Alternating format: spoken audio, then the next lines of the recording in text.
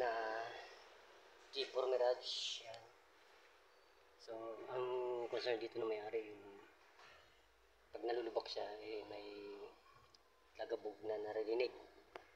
So, ito. Pasensya na, hindi ko na na-video nung pagtanggal ng shock. Yan, dalawa yan. Yan. Papalit tayo ng ito. Shock mounting. Dalawa. Yung may malambot na yung shock niya. So, papalitan din natin. Yung mga boss. Dalawa yan. Mas bababa tayo ng ano. Ng pinaka ito, talangka niya. Kasi pag lumiliko siya, mayroon daw lumalaputok. Baka yung suspect ako rito yung sa raking pinion niya.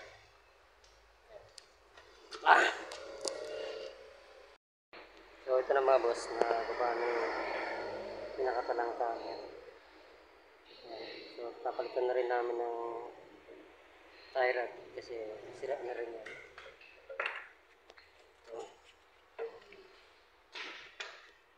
Ito yung raking pinion, tanggalin namin. Hello mga boss, ito na yung raking pinion ng Mirage na pinamachine shop namin. So kakabit yan dun. Kasi angat dun sa taas. So update ko kayo mga boss pag natatapos na to. So ito na mga boss, na kabit ko na namin yung ano, yung raking pinion. Then nagpalit na rin ng bagong tie rod, dalawa. Yan. So kakabit na lang namin doon sa taas.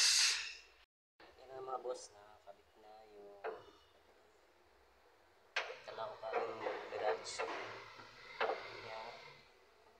So kakabit na lang doon sa puluan ng manubela sa raking pinion. Yan.